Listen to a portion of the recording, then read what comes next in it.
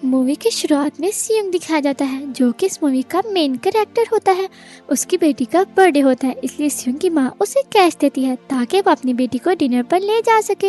लेकिन सियोंग को और पैसे चाहिए होते हैं, इसलिए वो अपनी माँ का एटीएम कार्ड चुरा लेता है। फिर वो अपनी माँ के तमाम पैसे निकाल लेता है और वो ये पैसे हॉर्स रेसिंग पर लगाता है और शॉकिंगली 4 मिलियन जीत जाता है। लेकिन असली मसला ये होता है कि सियोंग ने एक कंपनी से लोन लिया होता है, इसलिए ये लोग उसके पीछे पड़ जाते हैं। वो सियोंग को अगवा कर लेते हैं और उसको बुरी तरह मारते हैं। जब पैसे वापस देने के लिए सियोंग अपनी पॉकेट चेक करता है तो उसे वहाँ कुछ नहीं मिलता। उसके हॉर्स राइडिंग से जीते हुए पैसे गायब होते हैं। फिर उसे याद आता है कि उनसे भागते वक्त वो एक लड़की से टकराया था, जिससे उसे पता चलता है कि उस लड़की ने उसका पॉकेट काट लिया था। क्योंकि सियोंग बेरोजगार है तो उसे पैसे वापस करने के लिए 1 महीने का वक्त दिया जाता है। इस ड्यूरेशन में उसे पैसे अरेंज करने होते हैं। सियोंग दोबारा कुछ पैसे इकट्ठे करता है और अपनी बेटी को खाना खिलाने ले जाता है। फिर सियोंग ट्रेन स्टेशन की तरफ भागता है, लेकिन बदकिस्मती से सियोंग अपनी ट्रेन मिस कर देता है। तभी एक स्ट्रेंजर सियोंग के पास आता है जब वो बेंच पे बैठा होता है और ट्रेन का इंतजार कर रहा होता है। सियोंग इस आदमी को नहीं जानता, ना ही वो उस आदमी से कभी मिला होता है। ये अजनबी आदमी सियोंग से कहता है, मैं तुम्हारे साथ एक गेम खेलना चाहता हूँ। वो कहता है कि अगर तुम गेम जीत गए तो मैं तुम्हें 1 लाख वॉन दूंगा।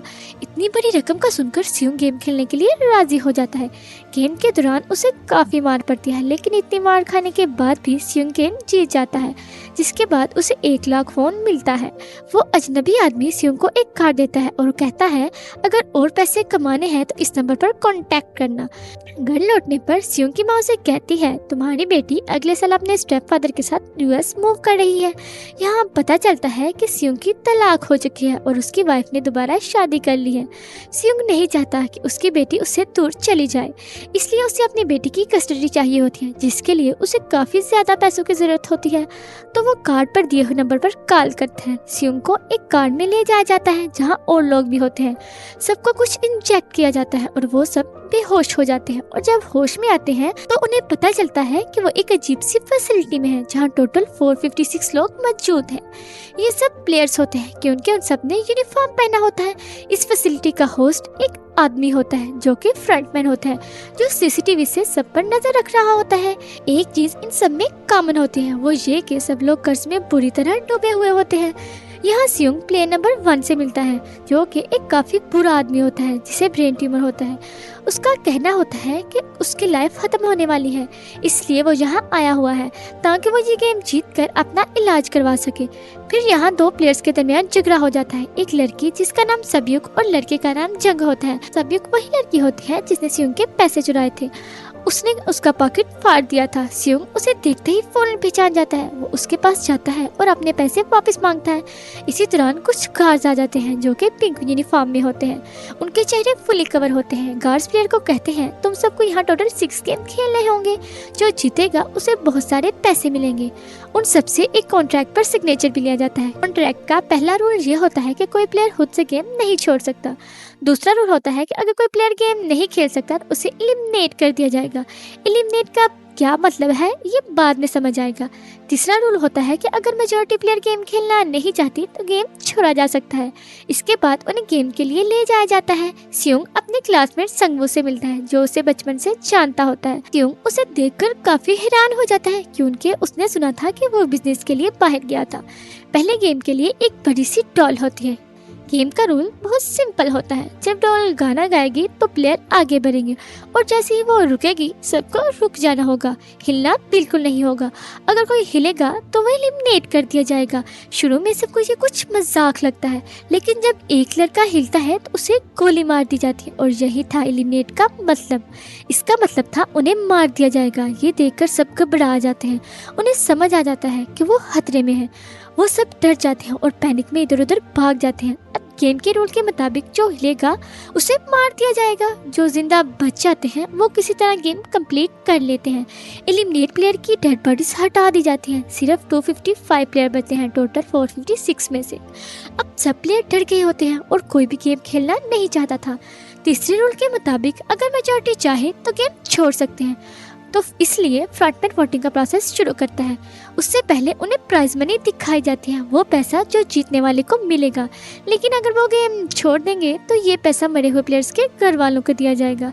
प्राइज मनी टोटल 45 बिलियन वोन होता है। अब वोटिंग शुरू होती है जिसमें मेजोरिटी नहीं चाहती कि गेम खेला जाए, इसलिए ये गेम वहाँ रोक दिया जाता है। लेकिन अगर वो लोग फ्यूचर में वापस गेम ज्वाइन करना चाहें तो कर सकते हैं।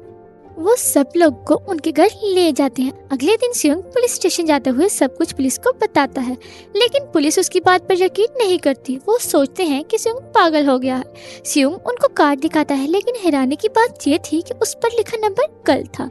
सियोंग घर लौटता है, लेकिन उसकी माँ वहाँ नहीं होती। सियोंग का क्लासमेट संगवो उसकी माँ से छुपकर मिल रहा होता है। इसी दौरान सियोंग वहाँ पहुँचता है। संगवो नाराज होकर कहता है कि मैं 6 मिलियन का कर्जदार हूँ। वो कहता है कि मैंने क्लाइंट का पैसा स्टॉक मार्जिन में लगा दिया था। वो अफसोस के साथ कहता है कि सारा पैसा जाया हो गया। सियोंग को हॉस्पिटल से कॉल आती है कि उसकी माँ का पाँव काफ़ी इंजर्ड हो गया है। डायबिटीज़ का इलाज ना करने की वजह से उसका जख्म और भी ज़्यादा बढ़ गया था।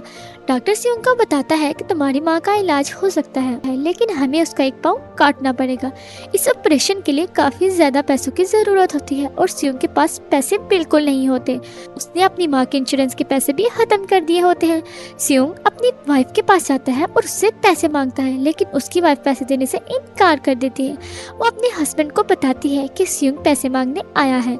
उसका हस्बैंड आकर सियोंग को पैसे देता है और कहता है मेरी फैमिली से दूर रहो। सियोंग उसे मारना शुरू कर देता है। तभी उसकी बेटी भी वहाँ आ जाती है। इसके बाद सियोंग का दोस्त अपने बॉस के पास पैसे मांगने जाता है। उसका बॉस पैसे देने से मना कर देता है, इसलिए दोनों में लड़ाई हो जाती है। लेकिन लड़ाई के दौरान बॉस का हाथ मशीन में आ जाता है और काफी इंजर्ड हो जाता है और मौका मिलते ही सियोंग का दोस्त पैसे लेकर भाग जाता है। घर लौटकर सियोंग का दोस्त अपनी बीवी से कहता है कि पहली फ्लाइट पकड़कर निकल जाओ। सबयुग एक एजेंट से मिलती है क्योंकि उसने अपनी माँ को नॉर्थ से साउथ एरिया में लाना होता है, इसलिए सबयुग ने सियोंग के पैसे चुराए थे क्योंकि उसे अपनी माँ को छुड़ाने के लिए पैसे चाहिए थे। सबयुग का एक छोटा भाई भी होता है और उसने वादा किया होता है कि माँ को लेकर आएगी। बाद में एक ऑफिसर दिखाया जाता है जिसका भाई मिसिंग होता है। ऑफिसर अपने भाई के घर जाता है। उसे पता चलता है कि उसका भाई कुछ दिनों से घर नहीं आया। घर चेक करते वक्त ऑफिसर को वहाँ एक कार्ड मिलता है। ये वही कार्ड था जो उसने सियोंग के पास पुलिस स्टेशन में देखा था।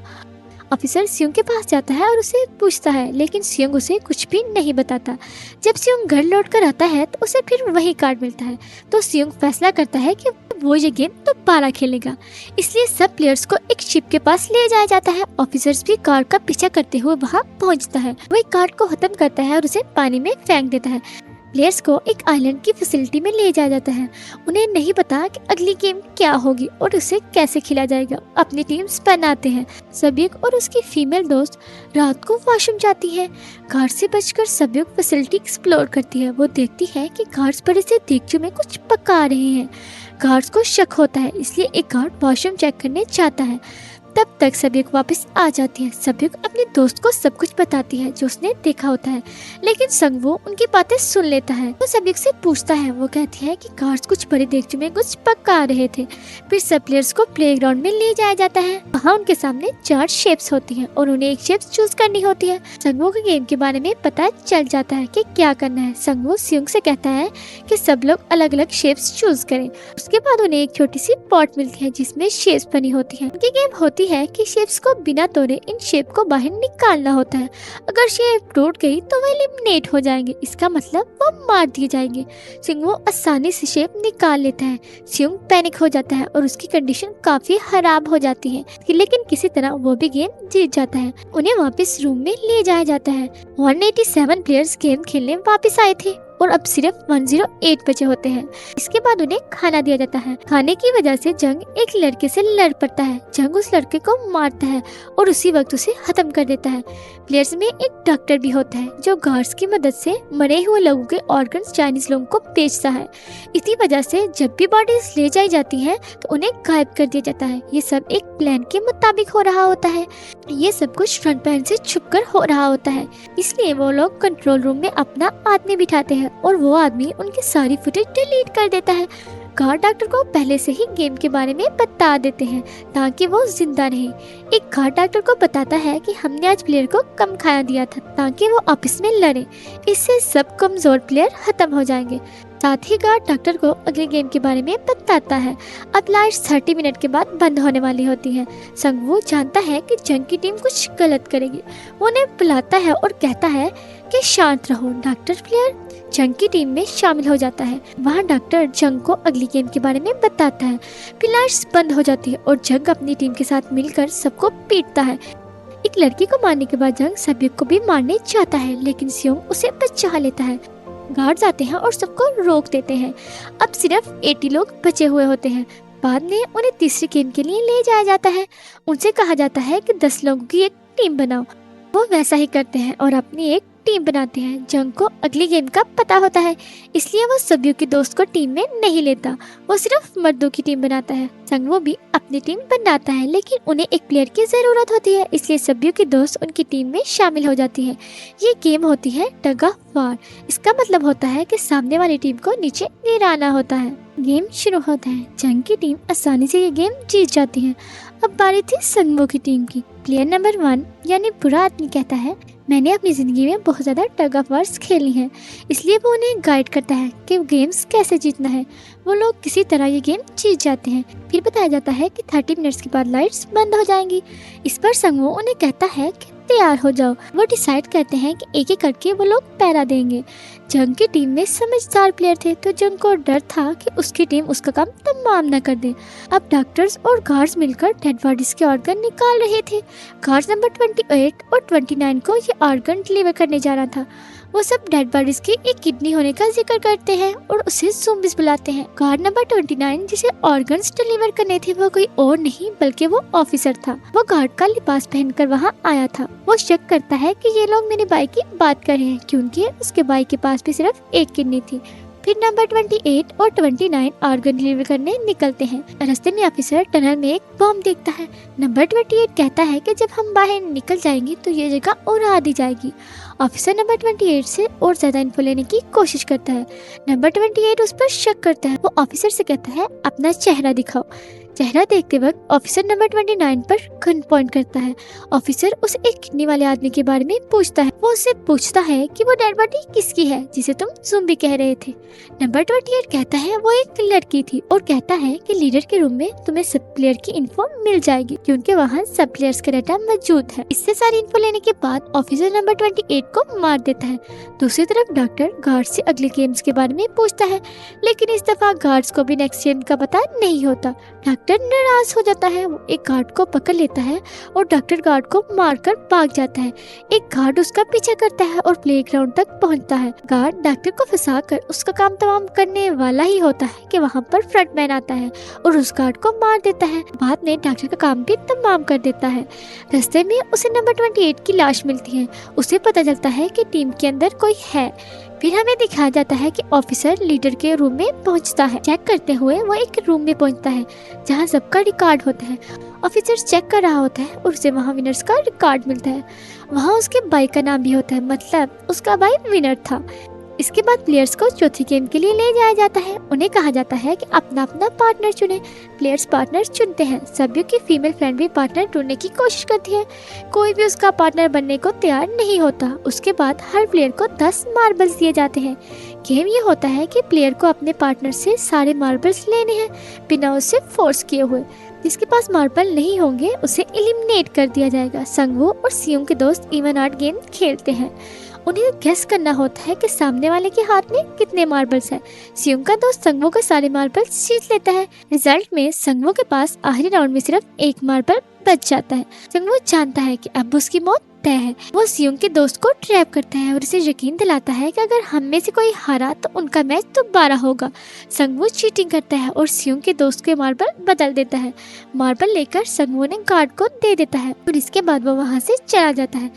सियोंग का दोस्त मार्बल चेक करता है, लेकिन वहाँ तो पत्थर होते हैं। इसके बाद हमें दिखाया जाता है कि प्लेयर नंबर 1 की तबीयत बहुत खराब होती है, इसलिए वो इधर उधर भाग रहा होता है। सियोंग उसे गेम खेलने के लिए तैयार करता है और वो भी इवन आउट गेम खेलते हैं। बुरा आदमी सियोंग के सारे मार्बल जीत लेता है, लेकिन आखिरी राउंड में वो भूल जाता है कि उसने क्या चूज किया था। सियोंग उसे ट्रैप करके उसके मार्बल ले लेता है, लेकिन बुरा आदमी काफी चालाक होता है। उसने एक मार्बल संभाल के रखा होता है। वो फिर से इधर उधर घूमना शुरू कर देता है। सियोंग उसे दोबारा गेम खेलने के लिए कहता है। बुरा आदमी कहता है, मुझे पता है कि तुमने मेरे सारे मार्बल चीटिंग से लिए हैं। वो कहता है कि मुझे सब पता है, लेकिन मैं बेवकूफ़ बन रहा था। ये सुनकर सियोंग को उस पर तरस आता है और उसे सारे मार्बल्स दे देता है। सब्यूक और उसकी फीमेल फ्रेंड भी गेम खेल रही होती है। उनका गेम होता है कि जो वॉल के पास मार्बल फेंकेगा वो जीतेगा। पहले सब्यूक अपनी मार्बल फेंकती है। जब सब्यूक के दोस्त की बारी आती है तो वो सारे मार्बल्स फेंक देती है। ये देखकर सब्यूक उसे कहती है कि तुम बाला फेंको। उसकी दोस्त कहती है नहीं सब्यूक, मैं अकेली हूँ, मेरा कोई नहीं, लेकिन अगर तुम्हारे साथ कुछ बुरा हुआ तो अच्छा नहीं होगा, क्योंकि तुम्हारा छोटा भाई है जो तुम्हारा इंतजार कर रहा है। इस तरह सब्यूक के दोस्त का काम भी तमाम हो जाता है। इसके बाद उनकी लाशें वहां से उठाई जाती हैं और जीते हुए प्लेयर वापस अपने कमरों में लौट जाते हैं। जंग देखता है कि सब्यूक की दोस्त अभी भी जिंदा है, जो वहां बड़े आराम से बैठी होती है। यहाँ दिखाया जाता है कि सब्यूक की दोस्त जंग की भी दोस्त थी, लेकिन किसी वजह से उन दोनों में काफी अनबन चल रही थी। जंग की दोस्त उसे बुली करने लगती है। इसके बाद हम देखते हैं कि फ्रंटमैन ऑफिसर का आईडी कार्ड एक लाश के पास से उठाता है। फिर फ्रंटमैन को पता चलता है कि वीआईपीज आ चुके हैं, तो फ्रंटमैन उनका वेलकम करने चला जाता है। सब वीआईपीज को कमरों में ले जाया जाता है और फ्रंटमैन किसी और आदमी को वीआईपीज के आने की खबर देता है। वो आदमी इस कहानी का मेन कैरेक्टर होता है, जिसके बारे में हम आगे जानेंगे। अगले दिन सबको पांची गेम के लिए ले जाया जाता है। वहाँ 1 से 16 तक नंबर लिखे होते हैं। प्लेयर्स को अपना अपना नंबर लेना होता है। इसका मतलब होता है कि नंबर्स के मुताबिक उनकी बारी आएगी। आखिर में सिर्फ पहला और आखिरी नंबर बच जाता है, यानी 1 और 16। सियुंग कंफ्यूज होता है कि कौन सा नंबर ले। अगर वो पहला नंबर लेता है तो वो फंस जाएगा, क्योंकि उसे गेम का आइडिया नहीं है। अगर वो आखिरी नंबर लेता है तो हो सकता है उसकी बारी ना आए। इसी कंफ्यूजन में एक आदमी आता है और सियुंग को कहता है कि मैं पहला नंबर लेना चाहता हूँ, क्योंकि मैं जिंदगी में कभी भी पहला नंबर नहीं बना हूँ। सियुंग उसे वो नंबर दे देता है। उन्हें गेमिंग रूम में ले जाया जाता है। गेम का रोल ये होता है कि लिमिटेड टाइम में उन्हें ब्रिज क्रॉस करना होता है। ब्रिज के बीच में 2 तरह के ग्लास होते हैं, एक नॉर्मल ग्लास होता है और दूसरा होता है टेम्पर्ड ग्लास। नॉर्मल ग्लास पर जब पाउंड रखा जाता है तो वो टूट जाता है और वो नीचे गिर जाते हैं। गेम शुरू होता है और प्लेयर्स एक एक करके एलिमिनेट होते जाते हैं। जंग सबसे आगे होता है और वो आगे नहीं बढ़ रहा था।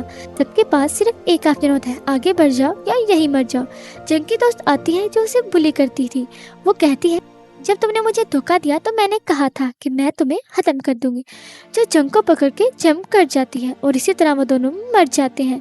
एक आदमी होता है जो ग्लास कंपनी में काम करता था। वो जानता था कि कौन सा ग्लास टेम्पर्ड है और कौन सा नॉर्मल ग्लास, लेकिन जब फ्रंटमैन को इस बात का पता चलता है तो वो लाइट्स ऑफ करवा देता है ताकि प्लेयर ग्लास ना पहचान सके। लास्ट स्टेप के लिए वक्त कम होता है तो संगवू उसे धक्का दे देता है। संगवू, सियुंग और सब्यूक ब्रिज क्रॉस कर लेते हैं, लेकिन टूटे हुए ग्लास की वजह से उन्हें काफी चोट लगती है। सब्यूक भी जख्मी होती है। दूसरी तरफ ऑफिसर एक सर्वेंट को खत्म करके उसकी जगह ले लेता है। एक वीआईपी ऑफिसर पर शक करता है।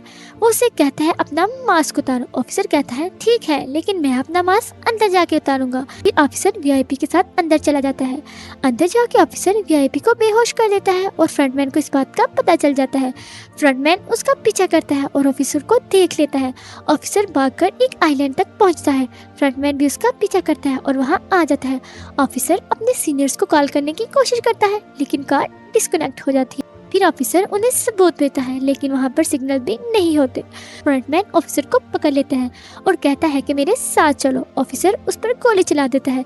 जब फ्रंटमैन अपना मास्क उतारता है तो ऑफिसर को समझ आ जाता है कि वो उसका भाई ही है। ऑफिसर का भाई यानी फ्रंटमैन उसे गोली मार देता है और वो अब पानी में गिर जाता है। वहाँ सब्यूक को दिखाया जाता है जो ग्लास की वजह से काफी जख्मी होती है, इसलिए उसका काफी ब्लड निकल रहा होता है। फिर हम देखते हैं कि बचे हुए सर्वाइवर को डिनर के लिए ले जाया जाता है। उनके पास एक नाइफ भी रखी जाती है। इसका मतलब होता है कि रात में कोई किसी को मार सकता है। सियुंग देखता है कि सब्यूक की हालत बहुत ज्यादा खराब है। वो कहता है सब्यूक फिक्र मत करो, हम दोनों साथ हैं और संगवू को हरा देंगे। फिर हम निकल जाएंगे और पैसे डिवाइड करेंगे। सब्यूक कहती है मेरा एक छोटा भाई है जो ऑर्फनेज में है, अगर हमें से कोई एक बचा तो वो दोनों फैमिलीज का ख्याल रखेगा। सब्यूक की हालत और खराब हो जाती है, इसलिए उसे डॉक्टर की जरूरत होती है। सियुंग मदद मांगने जाता है, लेकिन जब वापस आता है तो देखता है संगवू ने सब्यूक को मार दिया है। अगले दिन उन्हें फाइनल गेम के लिए ले जाया जाता है। गेम का रूल काफी सिंपल होता है, मरना है या मारना है। इस गेम का नाम होता है स्क्विड गेम। गेम शुरू होती है और दोनों के बीच में एक जबरदस्त फाइट होती है। आखिर में संगवू की हालत खराब हो जाती है। सियुंग कहता है कि मैं ये गेम रोकना चाहता हूँ। सियुंग संगवू से कहता है मेरे साथ चलो, लेकिन संगवू खुद को खत्म कर लेता है और इस तरह सियुंग गेम जीत जाता है। फ्रंटमैन कहता है तुम बहुत अच्छा खेली, क्योंकि मैं तुमसे ये एक्सपेक्ट नहीं कर रहा था।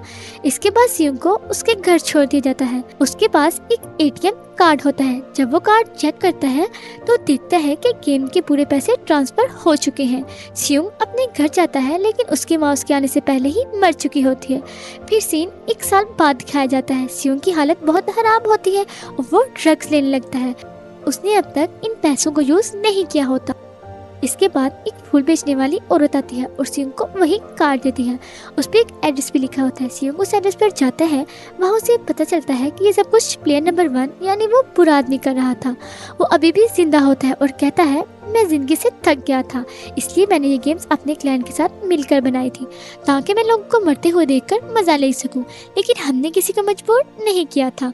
मैं खुद गेम में इसलिए शामिल हुआ कि उनके खेलना देखने से ज्यादा मजेदार है। वो कहता है तुम्हारे पास जो पैसे हैं वो मेरे हैं। ये कहकर वो बुरा आदमी मर जाता है। इसके बाद सियोंग सब्यू के छोटे भाई के पास जाता है और वो उसे संगू की माँ के पास छोड़ देता है और कहता है इस बच्चे का ख्याल रखना। वो उसे एक पैसों से भरा हुआ बैग भी देता है। सियोंग स्टेशन जाता है और वहीं अननोन आदमी जिसने उसे मूवी के स्टार्ट में मुलाकात की थी उसे मिलता है। सियोंग उसका पीछा करता है लेकिन वो भाग जाता है। फिर सियोंग उस कार्ड पर दिए गए नंबर पर कॉल करता है और कहता है तुम लोग कौन हो और ये लोग के साथ क्यों कर रहे हो, लोगों की जिंदगियों से क्यों खेल रहे हो। लेकिन जवाब आता है सियोंग अगर जीना चाहते हो तो फ्लाइट में चढ़ जाओ। और इसी के साथ ये मूवी एंड हो जाती है। ये कहानी हमें सिखाती है कि असली गेम पैसे का नहीं इंसानी जिंदगी का होता है। जिंदगी में जीतने के लिए सिर्फ सर्वाइवल नहीं इंसानियत भी जरूरी है।